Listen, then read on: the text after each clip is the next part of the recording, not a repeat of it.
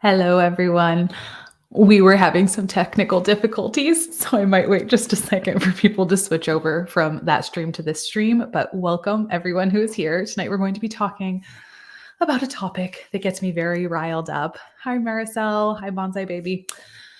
And we are going to just process it together. I appreciate everyone who is here. We're going to be talking about, is nursing more of a calling or more of a like just a job? I have very strong opinions on it. I am welcoming anyone else's strong opinions on it as long as they're presented in a respectful way. I'm going to kind of present how I see it and then, look and we'll talk. And if you have a comment that's relevant, please give it.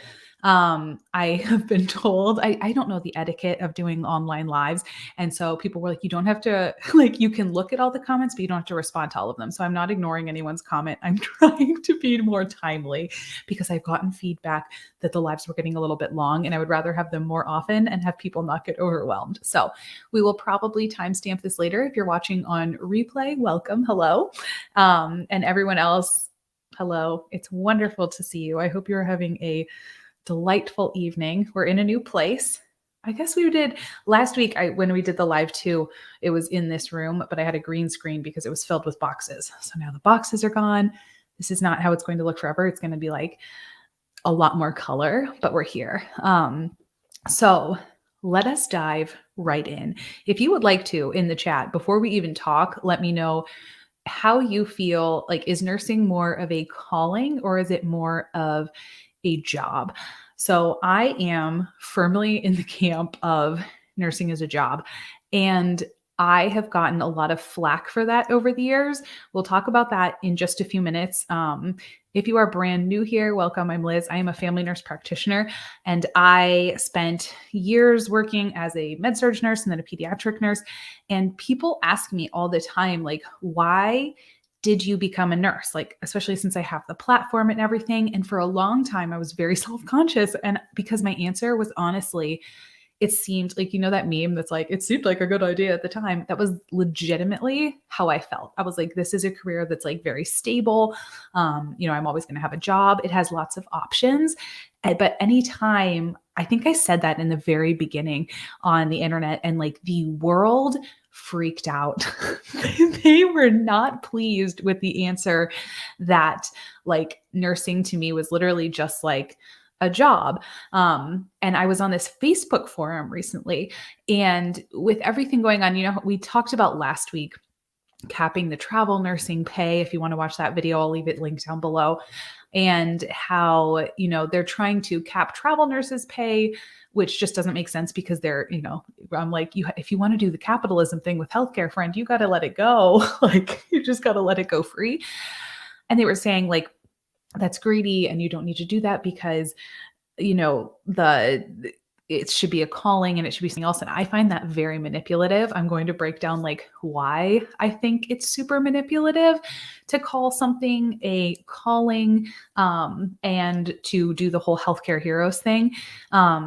I don't think there's anything wrong with it being a calling. So Nikita said a calling, it's the only thing I've ever wanted to do, trying to see it more as a job.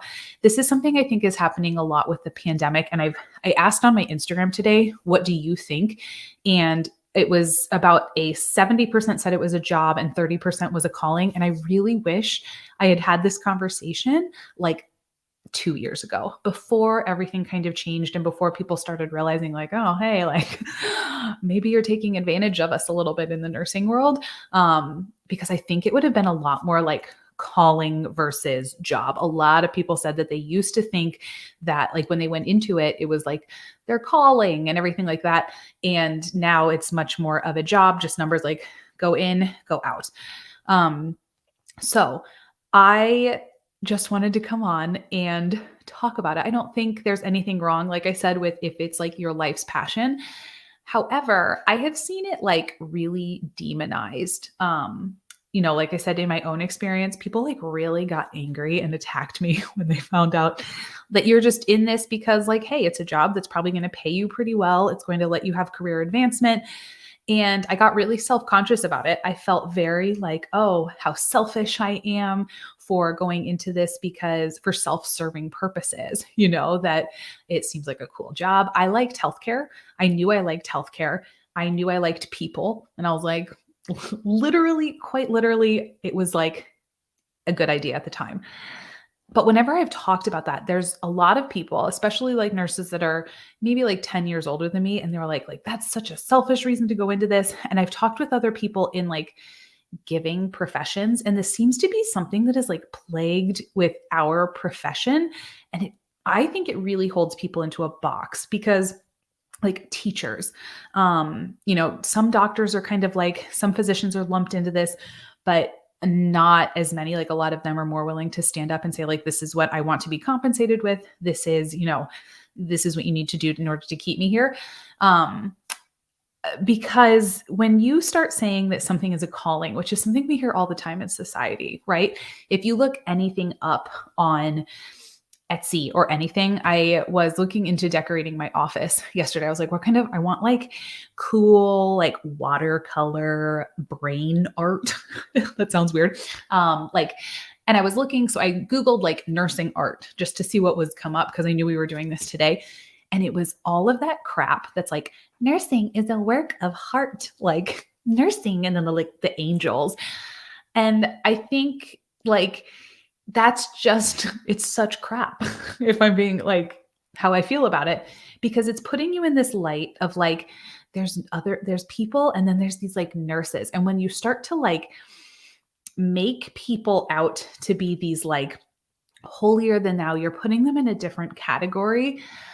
It leads to you being manipulated by not only your employer, but by like society, because society is going to start to turn on you kind of like they are now, where they're saying, why do these nurses want to get paid more? Like they should be doing it because it's their calling and like that's what they want to do. Like I don't want people to take, I've had patients who like would literally say, they're like, I feel like she's just here for, like the money or something like that. And I don't think you should be like impersonal. And obviously you need to like people unless you want to work in the OR or like for the insurance companies or something.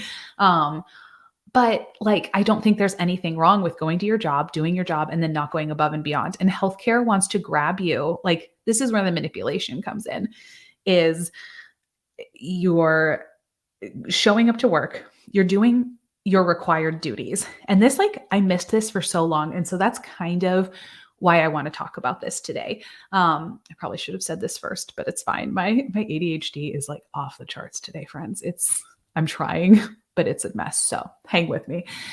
This is like the target person I want to talk to about like this is like me 7 years ago when I was like 3 or 4 years into being a nurse. And I was like, I just don't feel like the inner flame that I feel like I'm supposed to be feeling. And I felt really bad and I wanted more money and I wanted like different things, like more career advancement. But the messaging I was getting this was when I was thinking about going back to NP school, and everyone around me, like they were all like, well, this should be good enough. And, like you aren't into nursing for the pay. And I was like, friend, it's my job. Like, that's all I want from my job.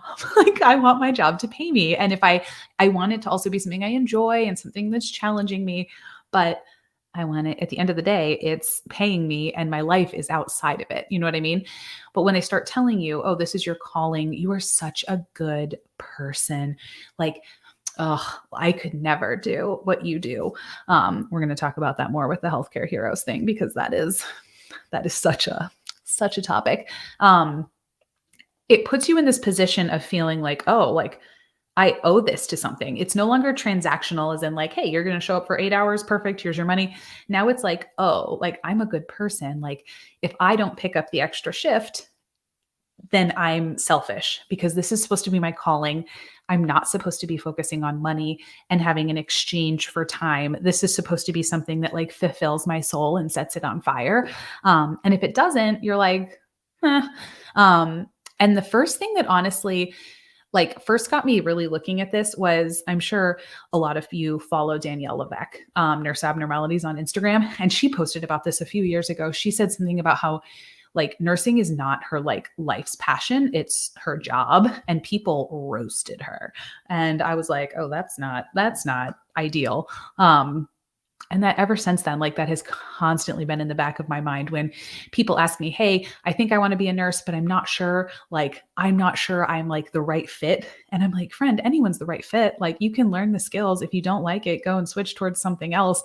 Like, you don't have to be like, it's just a job. At the end of the day, it's a job and it's supposed to serve you. You are not supposed to serve it. Okay.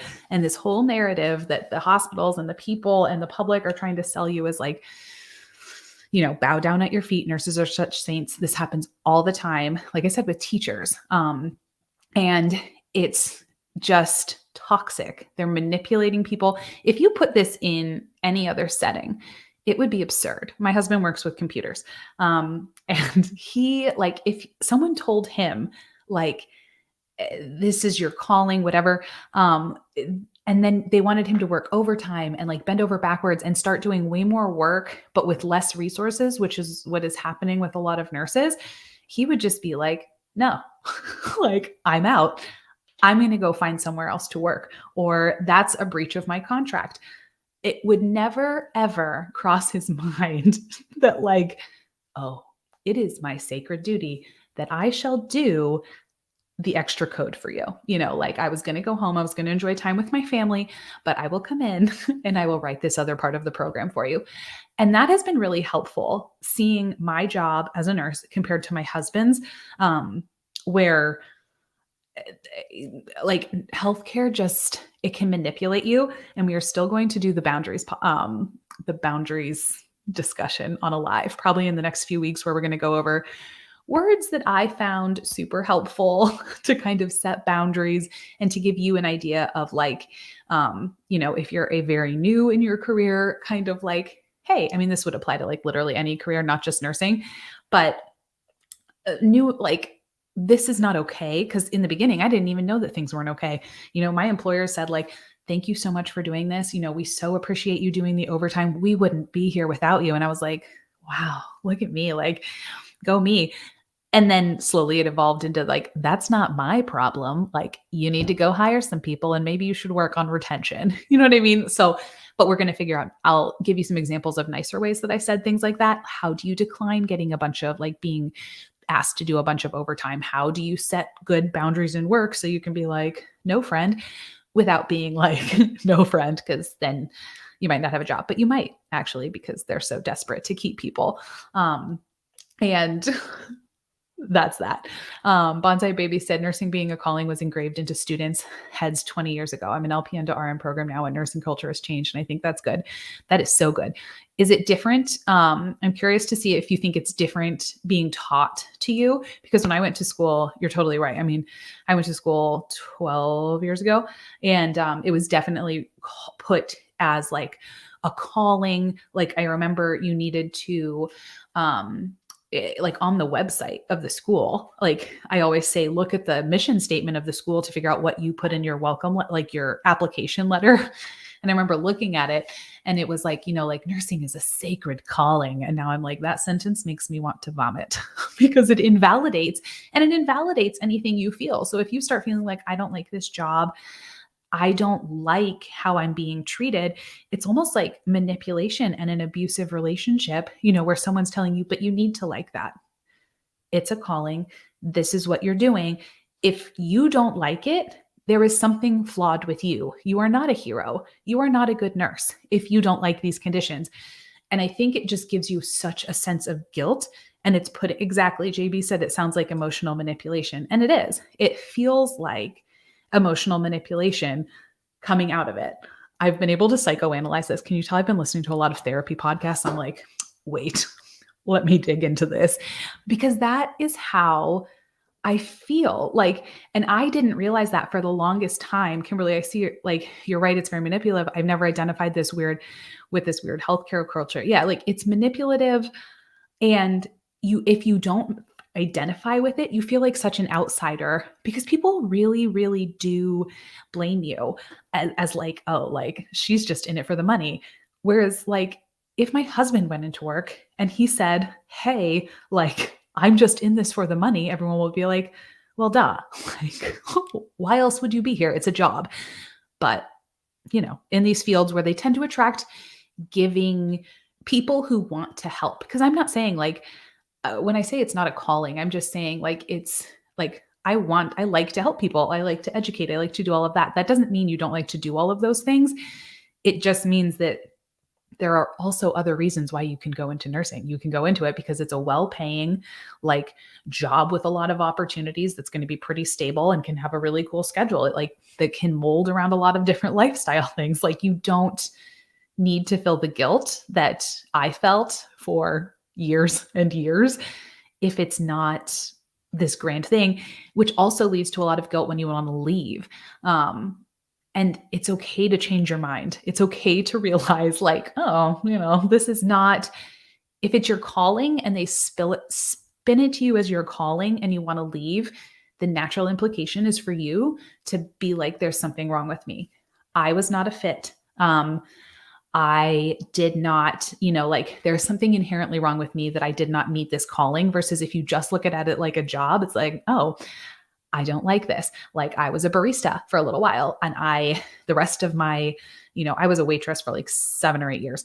And in the middle, I was a barista because I thought, hey, let's just go try something new. I love coffee. It was the morning. And I went from being a waitress and bartender to a barista at 6 o'clock in the morning. And my body said, excuse you.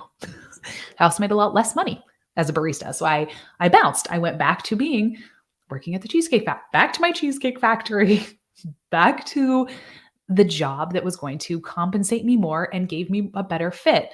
So why don't we do that in nursing? Like we just need to remove it all and make it a job. And then we can talk more about compensation and fair work conditions, because that manipulation factor of, I know we're down a nurse. Like I know actually we're down like 3, but the patients really need you. Okay. We really need you here. You are such a help. I so appreciate it. Oh my gosh, you are saving us. Like if you've ever heard that speech, that's manipulative.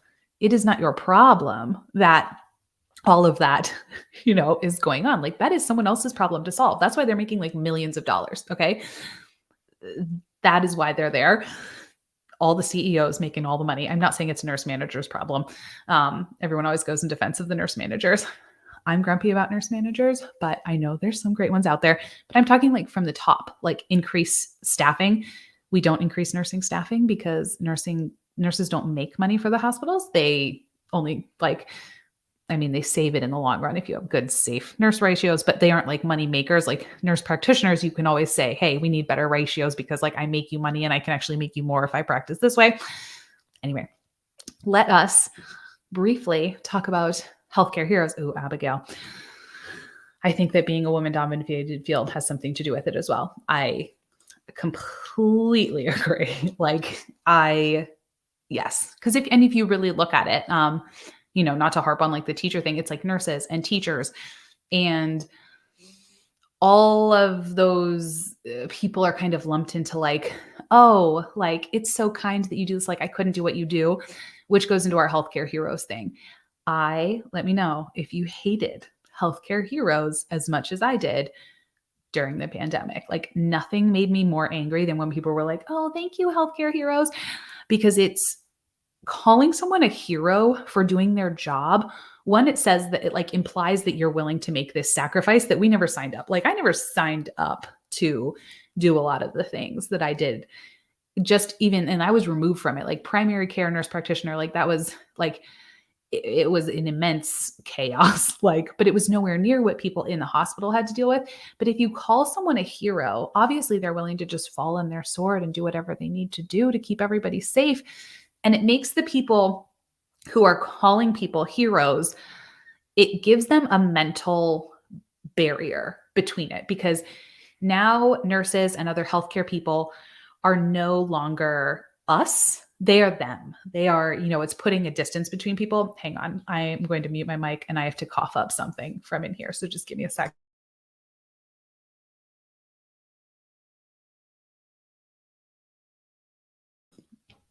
All better. Okay. Hopefully it muted. It's like preschool germs are attacking me. My immune system is not hanging in there. And I have that cough that all my patients would come to me and they were like, Liz, I've had a cough for like 8 years and it won't go away. And I was like, that's normal. It's called a post upper respiratory infection cough. And you're just going to need to wait it out. Now I hate my past self. I'm saying that because now I'm like, something has to stop this. Anyway, doing the healthcare heroes thing, it's just putting an us versus them. You know what I mean? It took me a long time to figure that out. I'm like, why do I hate this so much? One, because I didn't volunteer for this. It's not my calling. It's my job. When I did the transactional job thing, I was like, hey, you're going to give me money. I'm going to show up and I'm going to give you do my services. There we go. And then all of a sudden the terms of the contract changed, but nothing else changed. My income didn't change. This was not what I agreed to. And in other fields, you would have a renegotiation, but there was no renegotiation because they expected that since it's our calling, that we would just adapt and be happy to do all of the things that they now needed us to do. And I think that's why I'm so angry. So deep breaths. And the heroes thing, I know I'm harping on that, but that really it just gives you a total other, oh, well, as long as they're taking care of it and we have the heroes to take care of it, it's not me. It's the same thing with anything with like firefighters, police people, all of that. That's a very much oh my gosh, anytime the words, I could never do what you do come out of your mouth, that is making the other person an other. You're no longer identifying with them. You're not seeing them because we have more empathy, right? When we see ourselves in other people. And so, but if you're saying, I could never do that, you're creating a barrier. You're like, I'm not like you. So the rules don't apply to you the same way they apply to me because you're better. You are different. And that, my friends, is I think the root of the problem. For male-based professions, their callings such as military and police officers are much more highly compensated than women's fields are labeled as callings. I think that's a very interesting point. I think there's probably a lot less, because I feel like historically men are more the culture around that is more if I'm going to do this, then you're going to pay me. Culturally, women have been groomed to be more emotional and maternal, which makes us easier to emotionally manipulate. Exactly. And I absolutely, like I said, fell into that. And I don't know if any of you have as well, where they would say oh, we're short. We really need you to do this. I even did it at the beginning. At the beginning of the pandemic, I worked, and I'm sure tons of you did too. I worked in crazy unsafe conditions because I was like, well, if I don't do it, who else is? And very quickly that turned around to this is, my kind of frustration at the entire healthcare system of why is it the people at the bottom us who are actually implementing healthcare, why is it our fault to fix all the gaps when the people at the top are just making bank? This is not okay. So thanks for letting me get my feelings out, friends. I think that's all the major points I wanted to make. So if you were just here for that bit, we made it. I made it in 24 minutes. I'm not saying that it was really well put together, but those are my thoughts and feelings about it. If you feel like it's a calling, that's totally fine. I just would love to see the narrative change. And it sounds like it actually is, which brings me a little bit of peace and joy. DW said, not for profit equals villain. Yeah. Hospitals. We're going to do a whole thing on not-for-profit hospitals. I also think that it's odd that making money makes you a villain, and wanting to talk about it and wanting to be compensated well and being hey, if you're going to do this, I want money, all of a sudden, you're selfish. It's a mess. Annette said, I'm not a hero. I'm simply surviving a pandemic. Yes, on the front line. Yes, with undersupplied PPE, little support staff. Can you say burnout? Where's the hazard duty pay? Yeah, friend. Yeah. And then how about all of the small incentives they gave us and then they wanted us to fall over grateful? Exactly. And I feel like hospitals do this all the time. They try to give you one small token, which, okay, so I've also been listening to a lot of podcasts about cults, and I'm not saying nursing is obviously not a cult. However, it's been interesting to analyze on a bigger level. Hospitals will try to give you little gifts, and it's almost like trying to win your affection with, like, they call it like love bombing in like cults. And that's just trying to make you feel like special and appreciated. And there's a lot of overlap there. And then they have that kind of manipulation over your brain where you're kind of like, oh, well, I mean, they did give me a rock and cold pizza. So, I mean, if I went somewhere else, they might not even care enough to give me that. You know what I mean? Like, and I owe them this now.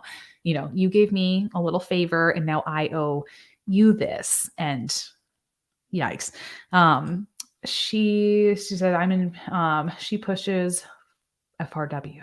I am in nursing school now, and wow, so many people are taking it just for a job. I mean, I'm glad that this is why. I'm glad that I'm honestly glad that this is happening. I don't think, the argument that I've always heard for this is like, oh, the patients are going to suffer. You just have a bunch of people in there that, don't actually want to be there.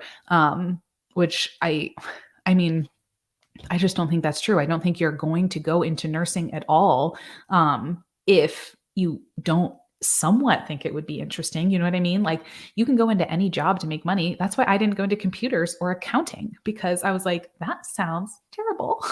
Other people, that sounds great. You know what I mean? Like, what on earth? What on earth? Like, I'm glad people are going in it for a job. It's interesting to hear this when I just got admitted into nursing school. I hope we change the culture around it. And I hope you go into nursing feeling like really empowered and like this is a job. Somebody had said in my comments on Instagram, which I think was so true, and this would be my advice to you, Karar, is like, when you're going through it, remember from the start that nursing is your job.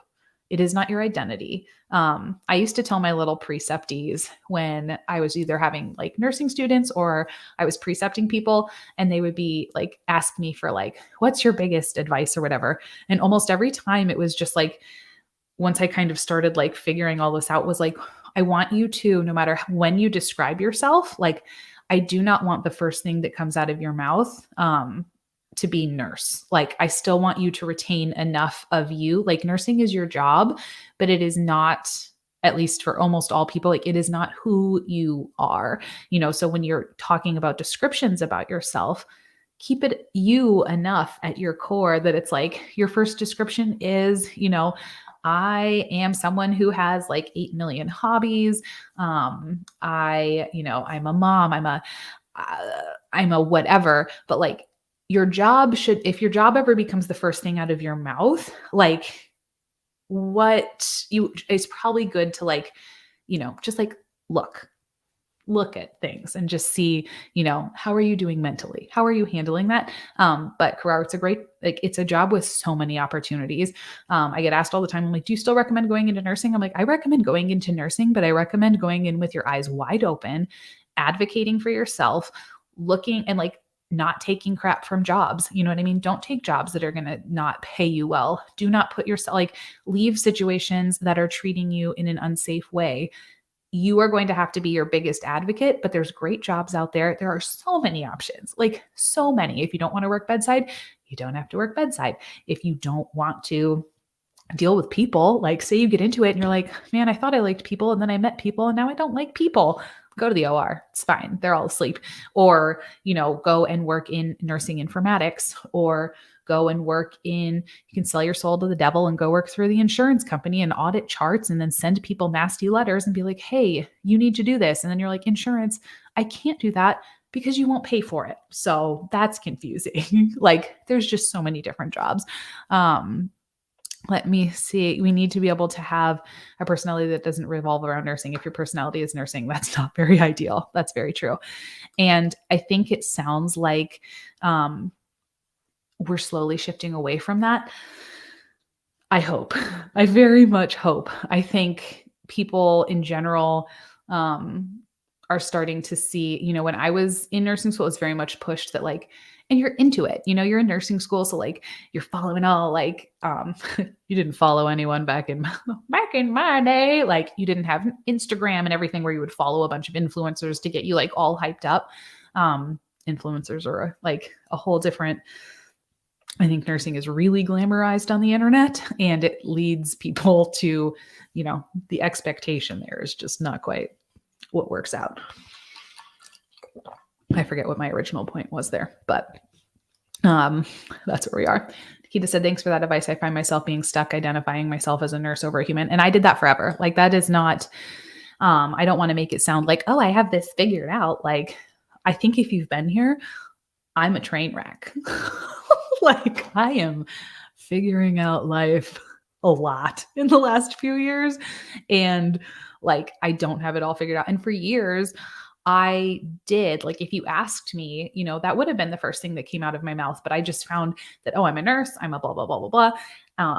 And I found through therapy and Zoloft and other things, I was like, oh, maybe like I have hobbies and other things.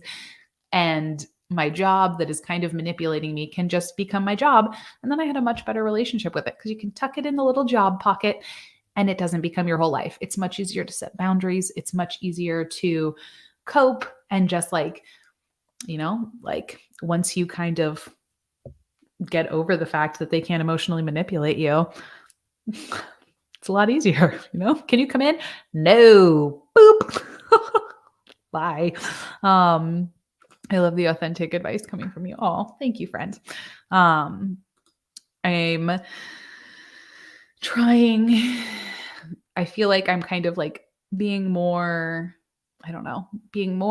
less PC. I don't know if it's PC, but more like just what I actually think, which was hard because for a long time I didn't want to say anything negative, or like, I've always been like, I don't really care if people don't like my opinion.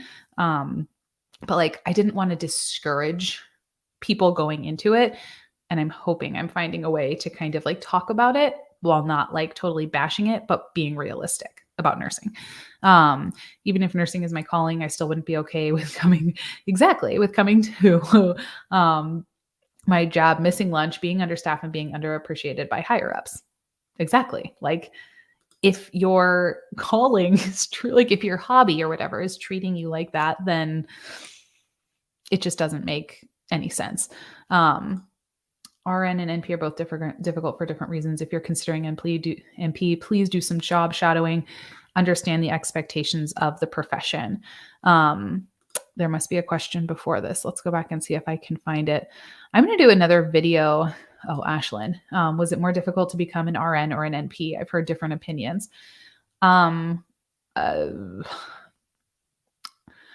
I think there's a lot that depends here. I am going to do a video kind of about like what Annette was saying, was just like what I kind of the reality of being like an NP, if people are, I don't only want to put out critical videos. So if you guys have any advice or like input there, I don't want every video I put out to be critical, but I'm kind of in this like weird critical spot in life, like where I'm kind of like reevaluating everything and being like, oh, this is like a hot mess. I have feelings. I want to share them. But I also don't just want to be someone who only complains. So if you have thoughts about that, if you have things that you would like to see or don't want to see, let me know. I'm figuring out my life, but I do like doing these and reaction things and kind of like getting into, I've been doing more of like trying to make comments or give my thoughts or just like kind of wade through the crap of like the news, how they present things and like what's going on and what the situation is more from like an objective standpoint. Obviously saying like, I always have a bias, but like trying to say like removing my bias, this is what other people might say. I think they're wrong, but this is what they might say.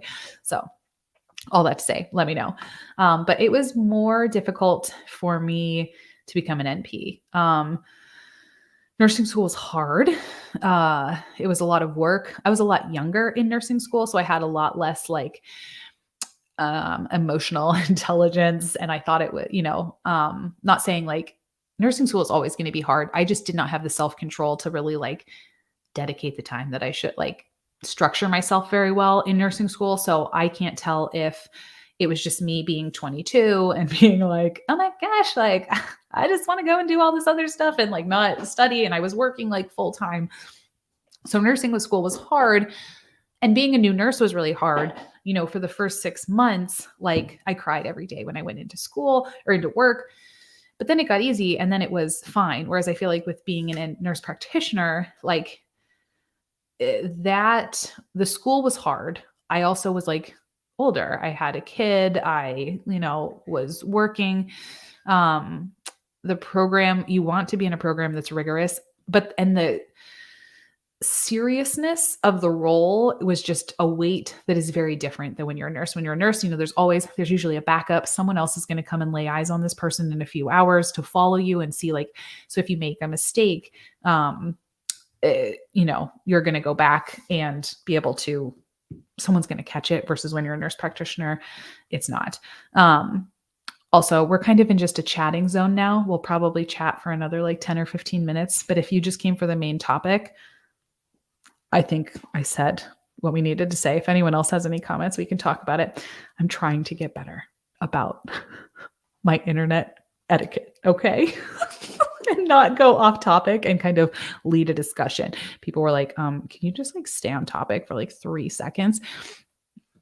Let me see. Oh, good.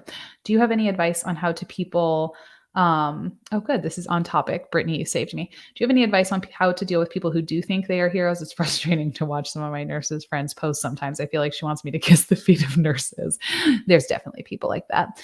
There are a lot of people who really, really enjoy being a hero and having it be their calling. And they would love to tell you that it's their calling all day long and like yada, yada, yada. Like, look how great I am. Gotta just ignore them. You gotta be like, there's a personality disorder there.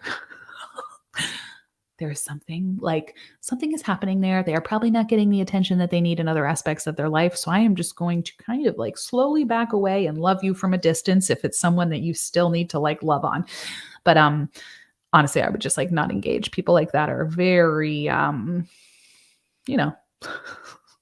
you don't need to compliment them because they're going to compliment themselves. And I really do think that a lot of times it comes from, not to like totally joke about it, like that person probably has a lot of deep like trauma and stuff that's making them feel like they need so much external validation because they don't feel like they are inherently like, adequate enough or anything like that. Usually that's what's happening when all of that is going on. Is it possible? Let me see. 25 an hour for nursing jobs on Indeed. So insulting. That's no.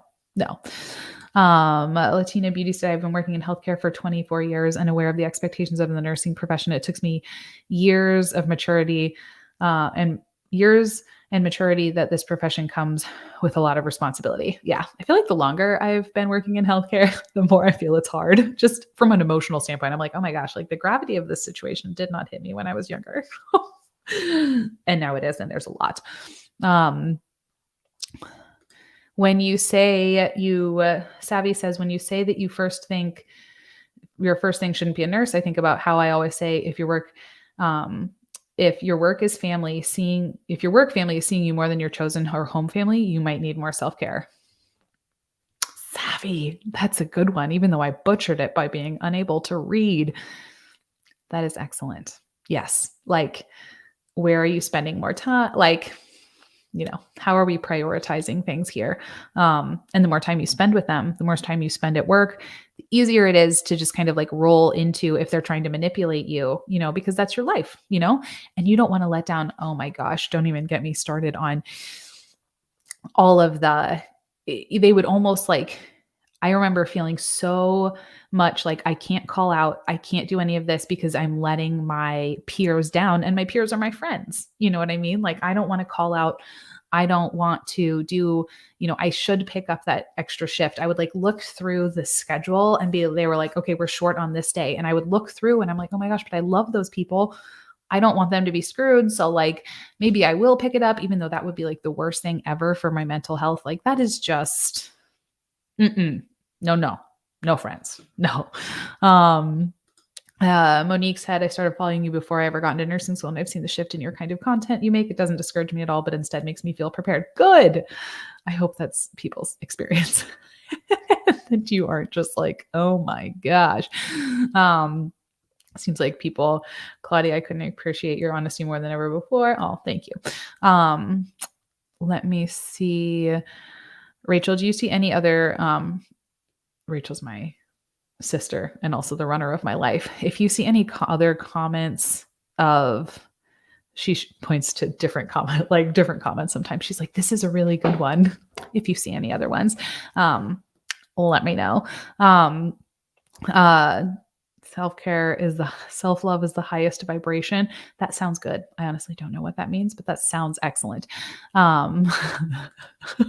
There's a personality disorder there. Thanks you. That's probably like the part where it's like I said the quiet part out loud. Probably shouldn't have done that. It's fine. Nikita is in NP school as well, at the point where I'm trying to decide on ACMP or FNP, lots of things to think about. I did an interview with an acute care NP. It's on my NP assessment or my healthcare assessment playlist if you want to check it out. And we talked about the differences between, she's an acute care NP and works in the ICU, and I'm obviously family and I worked in primary care. If you want to just get some different points of view, and a lot of it comes down to, honestly, lifestyle. Do you like a lot of procedures? Do you want longer days? Do you want more of like your traditional nursing schedule? Like a lot of it comes down to not even like necessarily the patients you see, but like what kind of lifestyle do you think you want? You know what I mean? Because that's huge. And again, it's okay to prioritize the lifestyle you want and the money you want. You're going to make more as an acute care NP. Your lifestyle is not going to be as good, probably. Like there's that trade-off, and it's okay to choose the one that like just fits your life better. And you don't need don't let other things get mingled in there.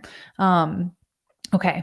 So let's chat and hang out until 9th or for another 15 minutes. If you have any questions about whatever, we'll open it up to like a general Q&A type of thing.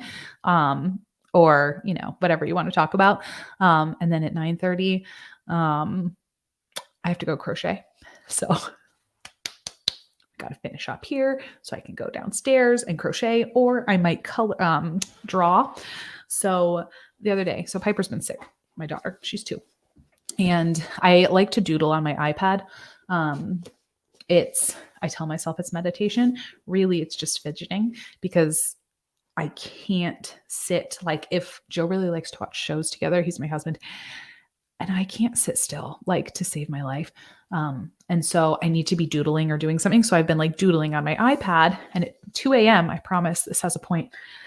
I ordered this book because I don't even know how Amazon decided to tell me about it, but it was like, you can draw flowers. And I was like, clearly I need to do that. Didn't totally remember buying it, but it showed up today. And I was like, maybe I'll doodle tonight and learn how to draw a floral bunch. It like walks you through step by step.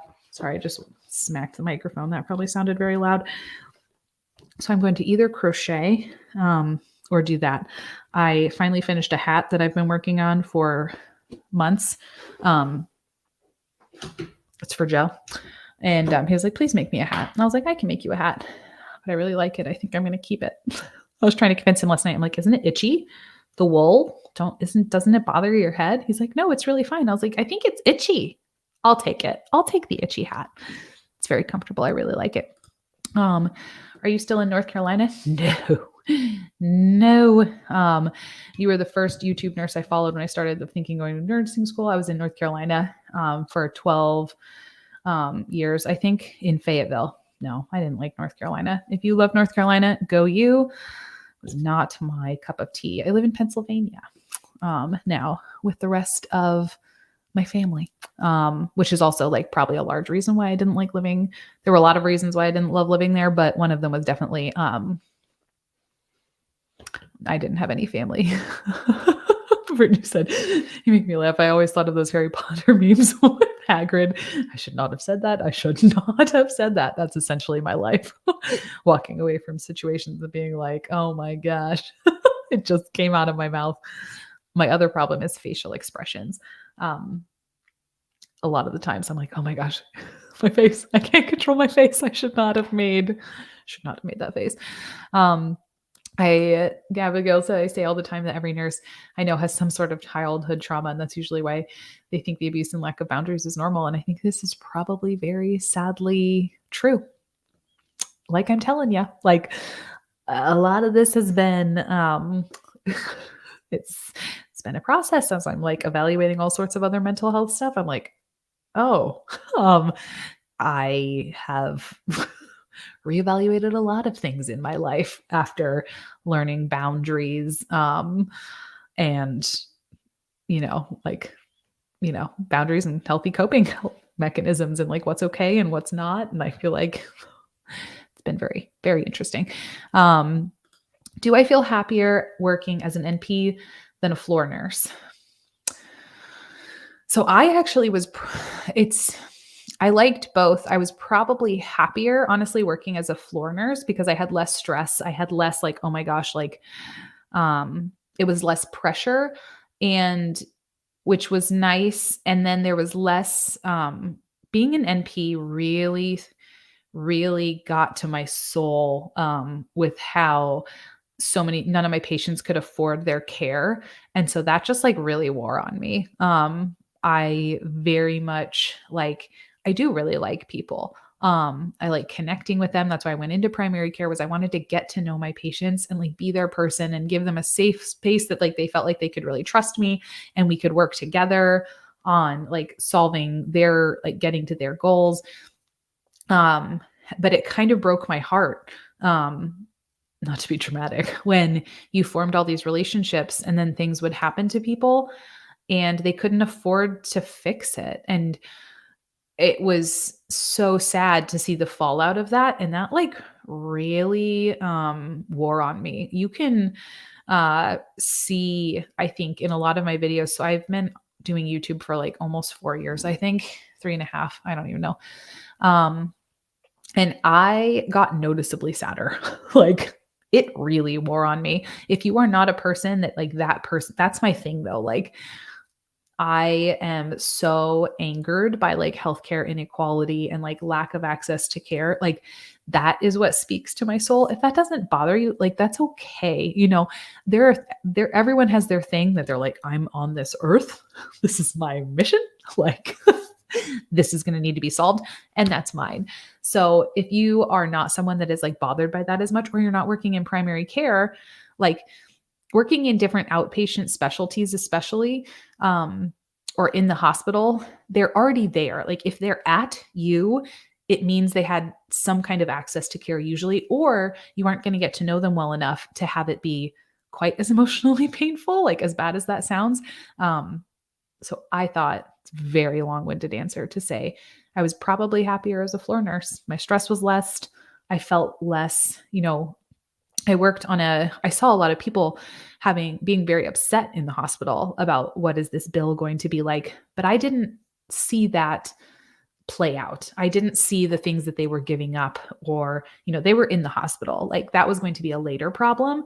I didn't know them, where in primary care, I knew them. Good night, Maricel. I am aware that COVID conditions really were the last straw for bedside nurses, and many decided to shift elsewhere. But I'm curious if it's always this short. Were conditions in hospitals better before? I mean, I think they were. Like, okay. So there's been short staffing for a really long time. But it wasn't this bad. Like right now, it seems like extra bad. I think the thing that was different before was you were short, but you still had a lot of nurses on your unit who you really knew, versus now you're short and you have a lot of nurses on your unit that are traveling. Travel nurses, like, thank goodness for them, like coming and filling in all the holes. But the unit is it's harder when you have people that are not from your unit in your group. So I think that's a big shift. But I do think like it's highlighted an issue that was already there. And I think it was like just a catalyst that like people were, when I worked in med surg, we were chronically understaffed, but I worked in a union hospital. So that gave us some protection, but like it was a problem. But for the most of the part, they still treated us well. Like when I went to peds, they treated us pretty well. So like you could kind of justify like, oh yeah, we're short staffed. It's stressful sometimes. But then all of this other stuff happened. And I think it just like, you know how when you're annoyed with someone and it's the little like, you're like, oh, I'm like kind of annoyed. I'm kind of annoyed. I'm kind of annoyed. And then they sneeze and you like freak out on them. Is it just me? Or are your partner sneezes the most annoying things in the entire world? So they sneeze and then you like freak out. I think COVID was just the sneeze that broke the camel's back here. It's a change. We've needed to have a change. I think like a lot of you were saying, like they're changing it from a nurse. It sounds like it's being presented less as a calling and more as a job. And that's when we're going to see change because people are not going to be willing to be manipulated. At least that's the goal. What crochet project am I currently working on? I just got back to it recently. Yes. So I think, so I just finished my hat. And I think I'm going to make some kind of a like wall hanging thing. There's a, I don't know, there's a name for it. It's not like macrame, but kind of like that for the girls' room. I'm going to like, I feel very like, I'm like, this is like next level. I'm incorporating all my different, I have a lot of ADHD. I call them my ADHD hobbies because my brain, I'm like, ooh, let's learn this. Let's learn this. Let's learn this. I'm going to crochet a dangly thing with like fun frills at the bottom. And then I'm going to cross stitch their names onto it in like chunky yarn and put them above their bed. I think I'd love to know what you're working on. But that's what I'm thinking of. Healthcare, healthy boundaries are so important in every aspect of your life. They really are. It is fascinating what happens when you set boundaries. Absolutely fascinating. I was not a good person with boundaries in my personal life, in my work life. It's interesting to see what happens when you set them, how other people react. It is very interesting. It's been quite a journey.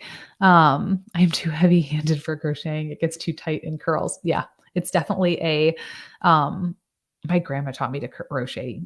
Oh gosh, I was little, like under 10.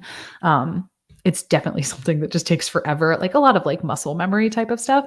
And it's not something I can tell if I look back at a long project, I can see when I'm stressed. Because if I'm doing like a blanket, it'll be like this. And then when I'm stressed, it's like this and it's like twisting. And I'm like, there were feelings there. A lot of people make what they call a temperature blanket in like the crocheting world. And every day they have a color. They break down all the temperatures into different colors. And so you do like a line of your blanket or whatever every day for the color. And then at the end of the year, you look back and you see what the weather was all year. I always say like, I should do an emotional one. And it'll just be like, when it's all loosey goosey and, oh, I'm feeling good. And then like, gonna have these tiny points that are just like, my tension is like, oh,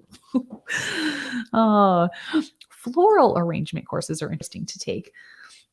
That does sound interesting. My mom makes beautiful floral arrangements. She made this one. Isn't it pretty? But she makes like really nice ones. She took a floral arrangement course forever ago, and I should probably ask her to like teach me about like the actual way to do it because it would bring me joy. I'm going to try to plant flowers. It would be really fun to like cut flowers and bring them inside. I'm going to try to plant flowers in my mud. I hate my mud. I don't know where I'm going to plant all these things. I started my seeds the other day. They're sitting in the closet in the guest room, so hiding from the girls. I'm like, I don't know where you're going to live when you grow up, little baby seeds, but I'm going to grow you. And I just hope either someone adopts you or we figure something out. I love PA and have family there, Allentown in the Poconos. Oh, yes, I like it a lot. I was born here and then I moved away, but I lived close in Delaware for like many, many years, in the college age-ish. And then we left again, but I feel like we always kind of wanted to live here. I don't know why we didn't just like do the thing, but whatever, it's fine. We're here now. And my family lives here, which makes it so easy. The whole it's a calling bit is a form of gaslighting. I agree. As a retired teacher, teachers, I feel like I saw it all the time. It was a way to make us feel guilty for asking for better pay or working conditions. Yeah. I have a lot of teacher friends and they say that, like, well, if you don't do this for this kid, if like if you can't allow them in your classroom, like where else are they going to go? You know what I mean? If like we don't have anyone to be with them to help manage some of these behaviors, but like what else are we supposed to do? Like you're the only person this kid has. And you just like, you cannot, it's asking all these people in like giving, like Abigail said too, like female dominated professions to just like plug all the holes that they don't want to deal with at the top. I feel like a lot of healthcare employers haven't offered much mental health care because they know if we all start processing the emotional abuse, we'd all expect more from our employers or leave. Where's the lie in that? That is so true. Nursing need big money lobbyists to get things done. The problem is the hospitals have too much money and power, and the little guy always gets the shaft. Yes. And we're like doubled up against. So you're going up against, I talked about this a little bit in the last video of like nursing pay being capped. Nursing lobbyists, like we have like the ANA, which I mean, they're tiny compared to what you're going up against, but hospitals and the AMA, the American Medical Association, they're in bed together. And so they're like just the two of those plus insurance companies are in bed with all of them. It's like a monolith. Like there's no way, it's just like impossible. And then I feel very defeatist and it's not good. I need someone to be equally passionate about fixing that as I am about getting access to affordable healthcare. Then we'll be fine. This is why we all need to show up in DC on May 12th. I live under a rock. I don't even know what's happening in DC on May 12th. I don't really go on Instagram anymore. I have ADHD hobbies. I have a new game on my app or on my phone, or I'm just like, I don't want to be on it because I have to be on my phone a lot for work, doing Instagram for the like social media for them. So like, I don't scroll that. Or I've also curated my social media to be mostly like crafts. So, whoops. So please tell me what March 12th or May 12th is. I don't know what it is. Did you ever get your ground surveyed for the radioactivity the electrician mentioned? So if you don't follow me on Instagram, we had this electrician that came out, or no, he was setting up our internet. He came out and he was the most eccentric, interesting human. He told us that he like walked in and he's like, who did your electricity? So we just moved into this house. Backstory. It was a new build and he walked in and he was like, who did your electricity? He's like tinkering with things in the walls. And we were like, I don't know. And then we found the name and we gave it to him. He's like, this is not okay. He's like, this is a bad job. And he was like, you want to know how I know why? He's like, all the screws, they're facing different directions. He's like, this whole house, garbage, like garbage wiring.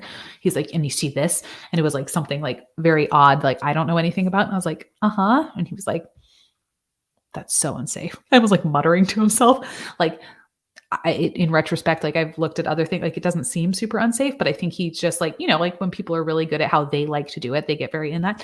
And then he started telling us that we can't ever let our children in the yard because there's radioactive material in the ground. His uncle told him that our ground over on this hill where we built like all of our houses, he's like, no, none of your children are going to be able to play outside because the ground is radioactive. It was a very interesting experience. He had like all sorts of other fun facts that he told us. And we were like, I don't know what to say. So we did not have our ground surveyed for radioactive material. We did have a radon check. We don't have a radon. So bonus. And our soil was tested and because we have a well. So we had to get like everything tested.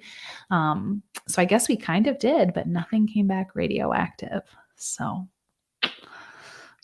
we've let the girls go out there. So I guess it'll be a social experiment to see if they grow any new like appendages, anything like that. My biggest issue with graduating in 2020 in the middle of the pandemic is I don't know what normal feels like. Yeah. All I know is chaos. And I can't tell if that's sustainable at the bedside. And if it's not, then leave. You know what I mean? Don't feel bad. because this is not a calling. This is your job. And if the transaction is not working for you at the moment, go and find a different transaction. If eventually you want to come back and be like, maybe it's different now. Cool. Go back. Like, it's not as if you leave forever.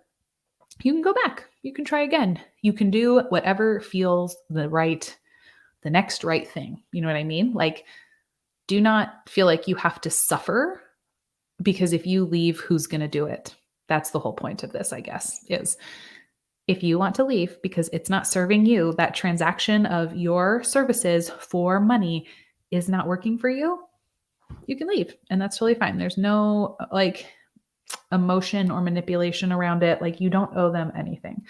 There's a YouTube channel called Hospital Greed is Destroying Our Nurses. Here's why. My opinion. Video talks about how hospitals purposefully short-staff nurses for more profits. I'm going to need to go watch that. Maybe we'll make a reaction video. Okay. Rachel, write down the name of that. We'll make a reaction video to it. And I bet, because again, nurses do not make money for the hospital.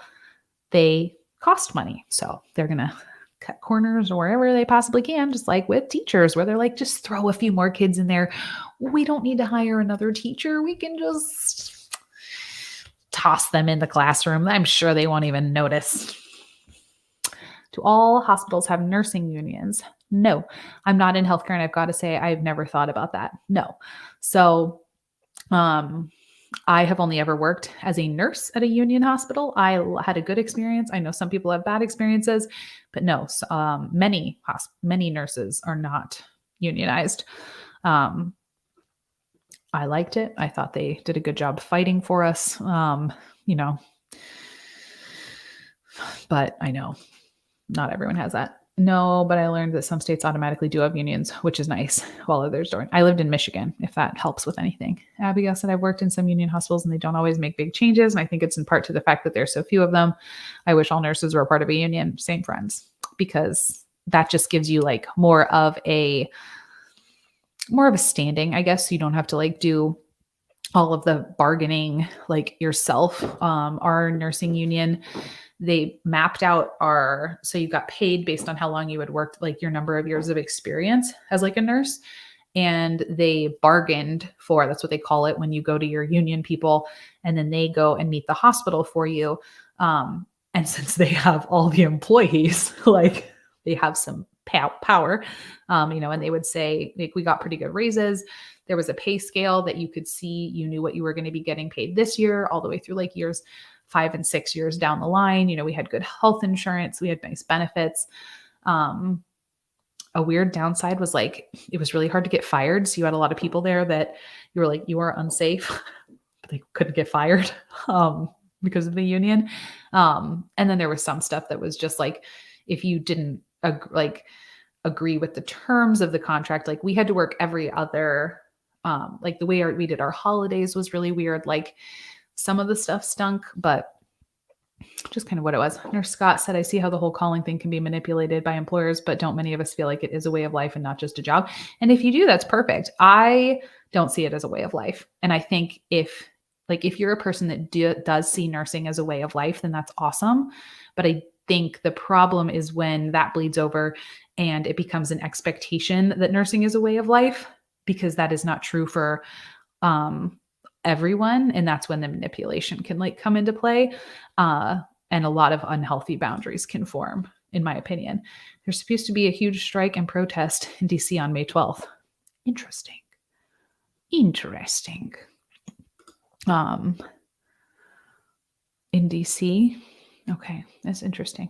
I'm going to be out of town on that weekend, but not there. And I was just, we were thinking about, I'm doing a remote shooting thing, filming something for Lecturio, and we were thinking about doing it in DC, but I can't decide if I want to go and have it be in DC and then go, or if that just sounds like a travel nightmare. We'll see. But I'm definitely going to look into that more.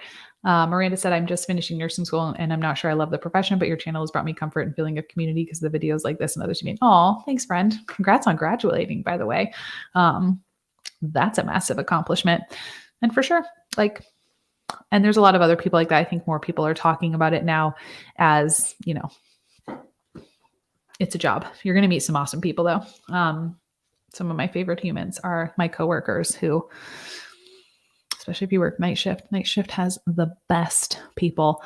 Bonsai Baby said, yeah, like Nurse Scott, it's fine if it is your calling, but it's not like a must. It doesn't have to be your calling. I believe it's called A Million Nurse March. Perfect. I will go look at it. As a nursing student, I was so happy to be a nurse. Now that I'm a new grad, all the excitement steadily got less and less as time went on. Oh, and friend, like no one's excited to be a new grad nurse. I am so sorry. Nursing gets so much better no matter what. Like the first 6 months are just brutal. Really, the first year is really hard. So also don't base your idea of the profession on the beginning, because even I think in the best of times, you are learning so much. And the first couple of months are just going to suck. Like you're going to get through it. You've done so many hard things to get to this point. Like you can do this next hard thing, but just survive day by day. You can do it. It is hard in the beginning because you don't learn enough. Like nursing school doesn't prepare you to be a nurse. It prepares you to pass the NCLEX. So you have to learn how to do an entire profession, like during a 6-week orientation. It's silly. Sounds like the electrician was smoking something special. He was a character. He was a character. I like mostly talked with him, and Joe was kind of like freaked out. He was talking about different things, like our internet modem was like connecting to, like if you had to turn a certain way, and then the frequencies were going to go through your body a different way. Like he was a character. I think working in healthcare, we know a lot of characters, like nothing shocks me anymore. Pretty much I can hold a conversation with almost anyone, like even if they're really not, even if they're trying to tell me that my modem has too many or doesn't have enough ports and like doesn't have the right speed, especially since I'm orienting, like if I orient my body at a 45-degree angle, that's going to be ideal if I'm trying to upload a YouTube video. Like I was like, what? So I'm used to holding those conversations. Joe was just like, what is happening? Like, this is not okay. I'm like, oh, he's so fine. Like on the scale of like, how are we doing mentally? This dude's fine. He's going to be fine. Which I think is sometimes bad. I think working in fields like this, sometimes you lose sight of what you should be concerned about. Same with your kids. They come to you and they're like, I have this problem. And you're like, you're totally fine. I've seen so much worse within the last 12 hours. Here is the calling. Certainly waxes and wanes, but stay true to yourself. Excellent advice, Nurse Scott. It is normal. Is it normal to feel anxious about nursing school? Absolutely. I'm applying next month and I feel so intimidated by everyone else around me. I'm scared to not be good enough or smart enough. Okay. So you are going to be fine. Nursing school is a lot of work. That is the biggest thing about nursing school, is it is a ton of work. And they also, like, the teachers are mean, so they're going to try to intimidate you as much as possible. They're going to like, the way nursing school is spun is they try to use intimidation to, like, I don't know, torture you. Most nursing schools, just so you're prepared and you can kind of go in with like, I can do this mentality. They're going to tell you things like, don't be in a relationship. Like mine, the first time they were like, if you have a boyfriend, you're going to be broken up. If you're married, get ready to be divorced. No social life, no fun, like nothing. And all nursing school, like most nursing schools seem to do that. And it instills this weird competitive, like, also it's just like kind of catty. A lot of people in nursing school are like really high achieving, like, I don't know, like they're just a different breed. And they're going to try to intimidate you like a lot. So that's kind of the vibe you're walking into, but I want you to like embrace not that vibe and know that like, it's okay. Like you can do this. It's a lot of work. You're going to break it down. I have a lot of videos on how I like study and plan and blah, blah, blah. Like break it down in a planner day by day, make manageable lists. You can do it. Do not listen to other people in your class. There's going to be overachievers who like rewrote the textbook in their handwriting and then translated it into a different language. And we're just not going to talk to them. Okay. Coming from a very average student who like, I maybe got an A here and there, like it's going to be fine. If you don't get straight A's, like that's okay. Like we all got here to the finish line. Do not listen to the people do not compare yourself to the people who are doing all the things and like driving themselves crazy and intimidating you. Unfollow the Instagram accounts that are just like, look at all my A's. Like I look at my report card. I got all A's and my life is beautiful. And like life when you're in school, it's kind of messy. It's kind of got to kind of pick and choose your battles. Like, am I going to only eat peanut butter and jelly for a week to survive so that I can maybe like study a little, but also watch like, have like other some fun money to do other things. Like it's all about like give and take. And so like I would unfollow people on social media. Know that you can do hard things. You just have to focus on doing one hard thing at a time. And don't be intimidated by the crazy people in nursing school because they are truly, they're something else. There's always going to be those people. It's going back to like that nurse that really needed to be praised for like everything they did. That makes sense.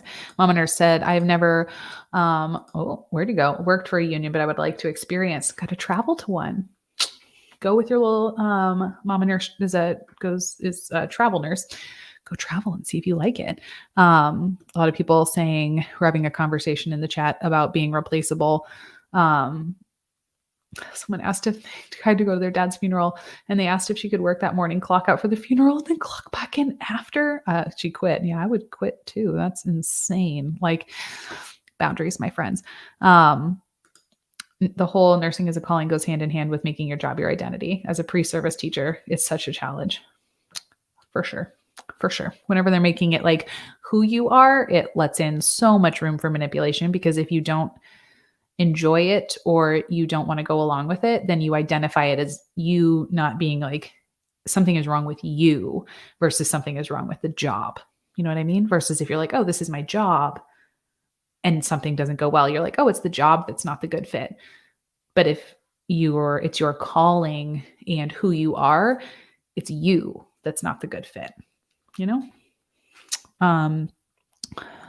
Evangeline said, oh, thanks, friend. I want to go into nursing because of you. I hope it goes very, very well. The way you advocate for different healthcare things is amazing. Yes. Come rant on the internet with me. We can do it. Your next profession should be a comedian that talks about nursing.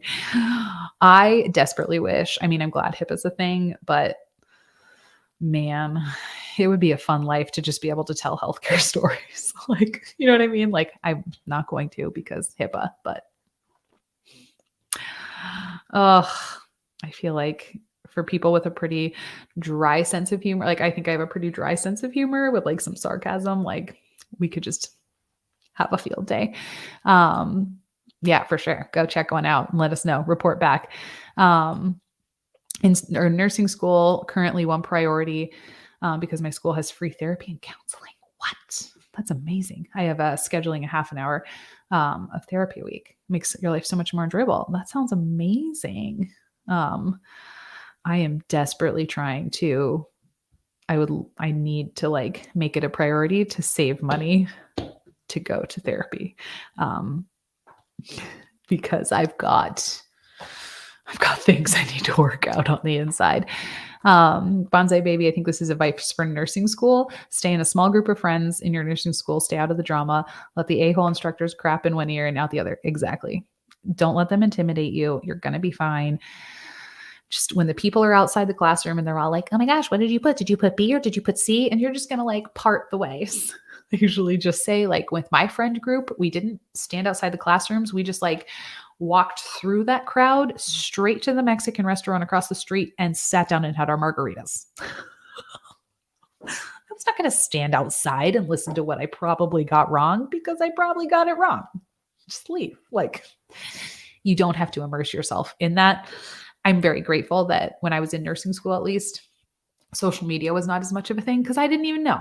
I didn't know that other people were out there like telling me that I needed to have this perfect, like my notes needed to look pretty and I, should be getting straight A's while also exercising every day and only drinking some juice in the morning and having a beautiful aesthetic to my house.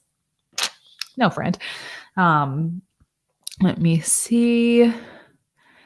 Have you seen Nurse Blake? Thoughts? Yes, I do know Nurse Blake. I think he's funny. He's definitely Latino Beauty said I love Nurse Blake's humor. Um, I think he sheds light on a lot of things, that are I think we need all types of people to bring light to certain issues in healthcare. And I think a lot of people can relate to him. Um, and I think that that's good. I think he's probably not going to be like everyone's cup of tea. I know some people, uh, you know, want things to be more serious or want this or that, but he connects with a lot of people. He's very good at that. And I appreciate that about him because he does point out, like, a lot of his posts recently have been about more like hot topic things. Um, and like he's bringing awareness to that. And I appreciate that about him. I'm so annoyed that employers require you to go above and beyond in order to get a raise. They want you to be on committees and help with projects. Why isn't the job good enough to get a raise? This is such a good point, GW. Like, why? You're so right. Mine was the exact same way. You need to not only do this, but you need to unpaid join all these committees and do these projects and like do all these other things. You're exactly right. Like, why don't I just do the job that I'm supposed to be doing? Like, you couldn't advance to like a D level nurse, you know what I mean? Or whatever, unless you were doing all these extra things. And it's like, why? Why? You know what I mean? Like, that doesn't make any sense. That would be insane in any other field. You know what I mean? If Joe went in and he was like, hey, this year I want like for my raise. And they were like, well, you only did your job description. He would be like, yeah. And so just put it in perspective. Every time you think of something in the nursing sphere, think like, if I worked in computers, would this be the same thing? And if no, then be like, I need to evaluate my boundary. This is one of my favorite parts of my travel job. I just do my job and that's all. Perfect. Hi, Liz, just stopping by to say hello. Thanks for sharing and everything you do. Hi, Leah. I hope you have a good night. Something that's helped me a lot with meal prepping is making shakes for breakfast. Aldi had some perfect pre-packaged fruit with yogurt. All you have to do is add water and blend it. That sounds magical. That sounds delicious. I have a lot of shakes. I order like the Daily Harvest stuff a lot for my lunch because since I only have a babysitter for 3 days a week, I like go hard on the 3 days a week that I work. And I do like crazy long days. And I usually just have like a shake and it sounds like that. But I bet Aldi's is cheaper and probably just as delicious. They do sneak vegetables into those Daily Harvest ones though. And I appreciate them for that. Sometimes that's some of the only vegetables I'm eating. Are you still a Mickey Atkins fan? Oh, I love Mickey Atkins. I laugh so hard at her reaction videos. Mickey, I really like her. Most of the YouTube that I watch is like commentary. I love like Mickey. Who else am I super into? Like Fundy Fridays, like that whole Savvy writes books, like a lot of the commentary-ish type stuff. Like it's probably why I'm starting to like do more commentary-ish type stuff because my internet is bleeding over. But I love Mickey Atkins. If you guys don't know, I'll leave her channel down below. She's a therapist and she reacts to a whole bunch of stuff just from like a therapist perspective. Right now she's doing like Love is Blind and all these things, but she talks a lot about boundaries. She's been part of my free internet therapy. Let's see. The extra committee is because of Magnet. Yeah, Magnet just wants you to have extra committees. And yeah, my first job knew I was going back to grad school because I joined a committee. They're like, you're trying to beef up your resume. You're applying to grad school. I was like, yes, because that was so not the human I was. Because I was like, no, if you're not paying me to do this, like, this is stupid. I'm not doing extra. It was funny. They saw right through that. They were like, Liz, you want to be on this committee? What are you applying to? Why is there so much backlash for nurses who go directly for advanced practice nursing? Most feel that you should be a nurse for a few years because NP school does not prepare you to be a nurse practitioner enough. our nurse practitioner programs are a joke. So if we ramped up nurse practitioner programs so that they prepared you in more like a PA, then it'd be totally fine. But a lot of the people have the issue because NP programs, you can get into it like in a direct entry NP program and be a nurse practitioner with like 500 clinical hours or something stupid. I mean, yes, you have your nursing hours too, but like NP programs are just like money hungry little machines, and they see people, they just take advantage of people, and they're like, yeah, I'll take your money and tell you that you're an NP. And I mean, this isn't all of them. This is an overgeneralization, but like that is why people feel that way, because they're like, school's not doing a good job. Like there's so many NP schools coming out all over that want a piece of that pie. Cause there's a lot of like frustration within nursing. So people think like, oh, I'll go and be an NP and then I'll feel better. Like this will fix it. Or they're just interested in it because it's a cool career. But since the school is so like a lot of people pick NP because instead of PA, because NP, the programs are a lot shorter. They're a lot less like, probably rigorous, like not all of them, but a lot of them are. And so it's just chaos. Like that's why people don't like it. So it's less of like, oh, you were never a nurse, like, and now you want to be an advanced practice nurse. Some people have that like opinion that you need to like do the dirty work, like for not the dirty work, but like do the job first before you become an advanced practice nurse. My opinion on it, and the opinion of a lot of people I've talked to, is just until NP schools start requiring a decent amount of hours and actually start teaching people and give a rigorous curriculum, you need something else to stand on. Abigail, we probably do have the exact same. I feel like you and I are on the same, like, Abigail and I talk all the time, and we're like learning a lot of boundaries in a lot of the same like life areas, like faith and like just like jobs and nursing, and like we're going through it together. So I feel like our YouTube channels are probably, yes, the same. I think people think of it as a foundation experience. So this is nursing in relation to NP. It just gives you something to stand on. I learned a lot in my nursing jobs that translated into knowledge I used as an NP. I went to a program that required 300 extra hours from the baseline, but it's just, do you envision yourself still in the NP field in 10 years? I don't know. Like, I would like to get to a point when my kids are older where I would go and volunteer at like a free clinic, because I love doing that. I love the job in its purest form. If insurance was removed from the mix, and I could actually give patients like the recommended care that they needed to do, I would love to do it again. I would go back in a heartbeat, because I loved educating. I loved building those relationships and helped teaching people about their body and how they can reach their healthcare goals. But I cannot put myself back in a situation where like, oh, you're coming in, first of all, you don't make an appointment for the longest time until something is already so bad, because you were worried about the office, like the copay to get into the office, or the office fee. And then you can't do the physical therapy to do, the things. You can't afford the diet. You don't have time. You're working 2 jobs until that I could work in the system. Like if I worked in a free clinic, at least the barrier of insurance would be removed, or in a federally qualified health center, but I'd want to do it part-time.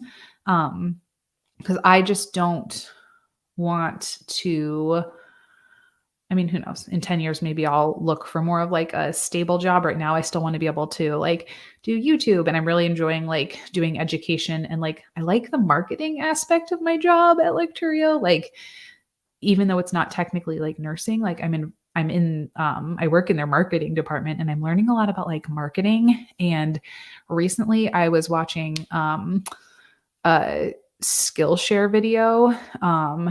I have that for like all my art stuff, my ADHD hobbies, and something came up and it was called like instructional design. And I had a brief moment where I was like, I need to go back to grad school to be in like instructional design. And I was like, no, I can just teach it myself and like fiddle with it. So short answer is no, I don't think so. I don't know. I'm leaving that door open, but I have no intention at this point of going back into primary care the way I did, because it broke my heart. It made me very sad. I just started nursing school in the UK. I thought it would make me happy, but recently I found that there's a lot of drama and stuff in the industry. Shortage. Don't know about being a hero though. Yeah, and if it's not serving you, leave or go and do something else with it. I actually like wound and skin committees. Used to follow around wound nurses in school, and this dude had a gift for wounds. I'm glad those people exist. I am so glad. There are definitely wound people who like get excited. If you aren't familiar, like wound nurses, they usually do skin checks. Like your hospital will have like a skin check day, and they'll go around and they'll like literally check the skin on everybody in the hospital and see like how many people have pressure sores, how many people have this, and then report back to you. And like there were people on that committee and they just like loved, you were like, oh, this person has a really bad wound. They're like, I want to see it. And then they worked magic with it. They like fixed it. Which NP schools do you like, or what would make a good program? I'm starting in 3 months. If they have a good amount of in-person learning, at least like over 2 weeks of like in-person skills training, like how are you going to learn how to suture? How are you going to learn how to do a pap smear? How are you going to learn how to do all the skill, like an assessment? If you can't listen, like if you aren't being guided by a human who says like, no, don't put your stethoscope there, put it here. This isn't the way you do this. This is the way you manipulate it. I think a lot of schools are like, oh, we have like one day, like program is totally online. Come to school for this one day. There's no way you're going to learn how to do all of that. That's putting literally all of the teaching on your preceptors, and most of the preceptors don't want to be doing it. We all know it's impossible to find a preceptor. Finding a school that gives you a preceptor, I mean, I would make that that was a requirement when I went. I was like, I'm not finding my own teachers. This is insane. I'm already paying the school for this course that they're not really teaching because the preceptor is, and they're not going to pay the preceptor. Like PA school will pay the preceptor, which makes sense. Med school pays the preceptor. NP school doesn't. They're just like, will you please do this for free? And it's a lot of extra work. So I would find one that finds you a preceptor, at least remove that stress, and asks for more hours than 500, because 500 is not enough. That is like, when you research them, the thing they're not like basing themselves off of is look at how quickly I can get you to graduate. It's more like it should be hard. Like it should be difficult. Those are at least some of my basic requirements. I hope it goes well for you. A lot of I had a good experience in my school overall. There were flaws. But there's definitely good schools out there, and there's definitely like schools that will let anyone with a pulse in and be like, look, you can graduate in 18 months. Bing, bang, done. I've had a lot of people message me on like Instagram and stuff who have gone to like schools that were like all online. And they were like, oh yeah, all my clinicals were at a flu clinic because they couldn't find me, because that's the only place I could find. And my school approved it. So I'm like, so you are walking into primary care with like, literally all you've done is a flu clinic for 500 hours? So things like that are rough. Yeah, that's frustrating. And I agree. PAs have better training, but NPs have more ability and autonomy compared to PAs, which should scare us, right? It should scare us that the people with the more training don't necessarily have autonomy. That's a different topic for a different day, because PAs are controlled by the AMA. PAs have a lot of autonomy too.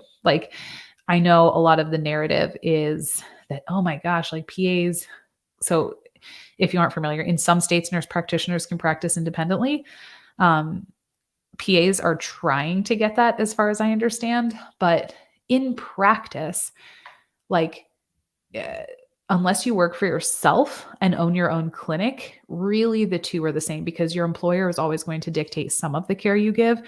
And PAs and NPs in clinics realistically operate in the exact same way. No one is looking over your shoulder. I have only ever worked in states where I had to have supervised practice, and the supervision was very much supervised of my preceptors, of me, and same with the PAs. It was kind of we're here if you have a question, but otherwise go forth and do as you will. You know what I mean? So everyone kind of harps on that, oh, we don't have autonomy. I'm I made all my decisions. You know what I mean? Unless I wanted help to bring it in. And it was the same with the PAs. it was not a huge, PAs have a ton of autonomy. And if you don't have a ton of autonomy as a PA, then that employer doesn't respect your role and you should get a different job. Boundaries. All right, friends. Thanks for being here. I just looked at the time because I have horrible time management skills and I am going into my crocheting time. I have to be in bed in 24 minutes. So we have to go to bed. Thanks for being here. Thanks for hanging out. As always, let me know what other types of, like, if you have other things you want me to discuss, react to, whatever.